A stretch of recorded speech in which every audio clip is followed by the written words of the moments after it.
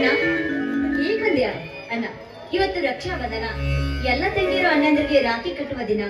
ನಾನು ನಿನಗೋಸ್ಕರ ರಾಖಿ ನಿಡ್ಕೊಂಡು ಕಟ್ಟಬೇಕು ಅಂತ ಎಷ್ಟೊತ್ತಾಯ್ತು ಗೊತ್ತಾ? ನನ್ನ ದಾರಿ ಕಾಯ್ತಾ ಇರೋದು. ತಂಗಿ ಅನನ್ಯ, ನಿನ್ನಂತ ತಂಗಿಯನ್ನು ಪಡೆದ ನಾನೊಬ್ಬ ಪುಣ್ಯವಂತಮ್ಮ, ಪುಣ್ಯವಂತ. ಹಾ, ರಾಖಿಯನ್ನು ಕಟ್ಟ ಮಾಯಿ ನಿನ್ನ ಮುದ್ದು ಅಣ್ಣನಿಗೆ. ಆಯ್ತು ಅಣ್ಣ, ಬಾ ಅಣ್ಣ.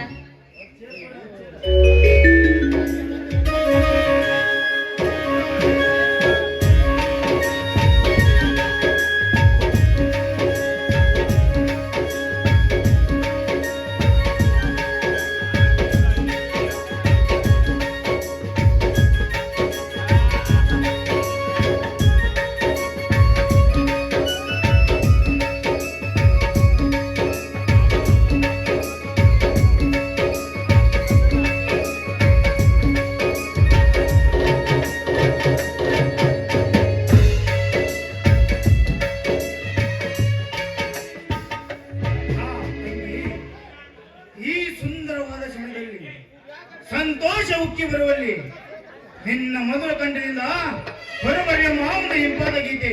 ಆಯ್ತು ಅಣ್ಣ.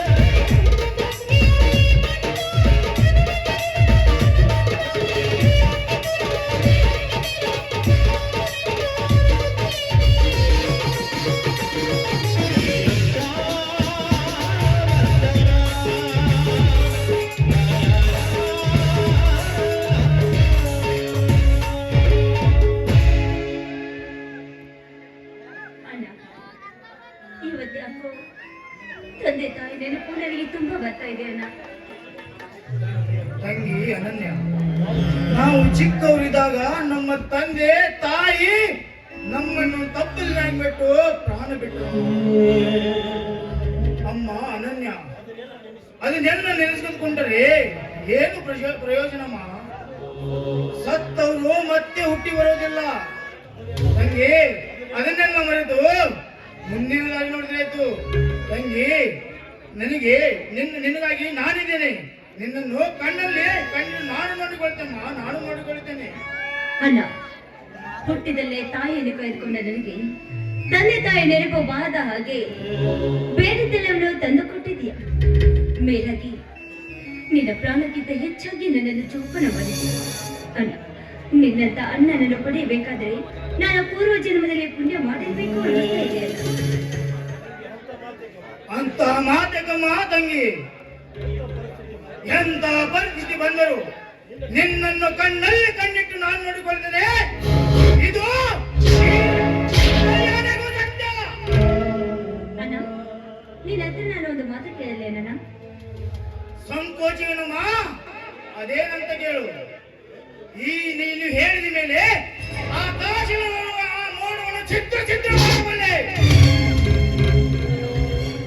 ಇಡೀ ಭೂಮಂಡಲವನ್ನೇ ಅಲ್ಲೋಲ ಕಲ್ಲೋಲ ಮಾಡಬಲ್ಲೆ.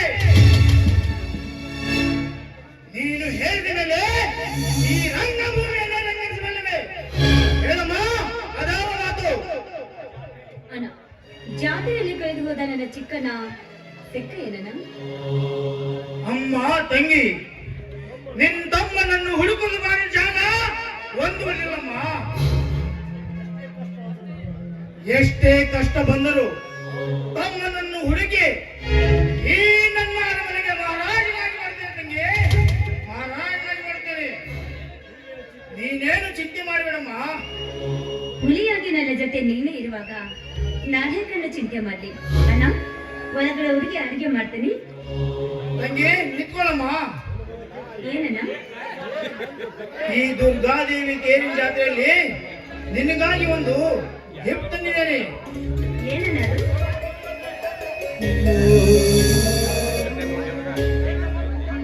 ತೆಗೆದುಕೊಳ್ಳಮ್ಮ, ನಿನಗೆ ಇಷ್ಟವಾದ ಮುತ್ತಿನ ಸರ. ಅಣ್ಣ, ಮುತ್ತಿನ ಸರ ತುಂಬಾ ಚೆನ್ನಾಗಿದೆ.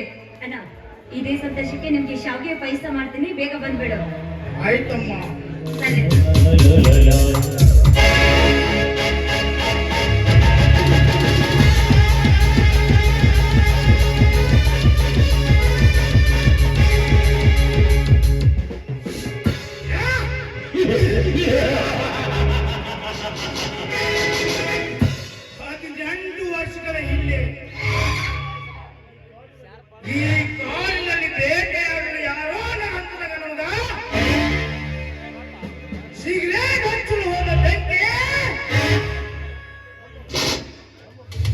ಗುಡಿಸಲಿಗೆ ಬಿದ್ದು ನನ್ನ ತಂದೆ ತಾಯಿಯ ಪ್ರಾಣವೇ ತೆಗೆದುಕೊಂಡು ಹೋಯಿತು.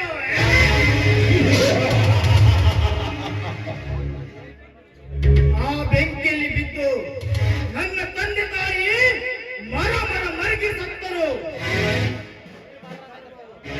ಕಾಣಿಗುವುದನ್ನು ಕಂಡು ಹಿಡಿದು ಅವರನ್ನು ಮಟ್ಟ ಹಾಕಲೇಬೇಕು.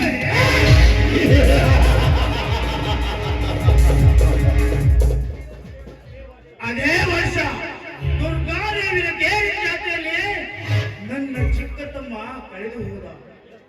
ಎಷ್ಟು ಉಳಿದಿದ್ರು ಸಿಗದಂಗಾಗಿದೆ ನನ್ನ ಪರಿಸ್ಥಿತಿ. ಎಲ್ಲಿದ್ದಾನೆ, ಹೇಗಿದ್ದಾನೆ, ಏನು ಮಾಡುತ್ತಾನೆ ಅಂತ ನನಗೆ ಒಂದು ತಿಳಿದಾಗಿದೆ. ಹೇಗಾದರೂ ಮಾಡಿ ಅವನನ್ನು ಹುಡುಕುವುದೇ ನನ್ನ ಗುರಿ.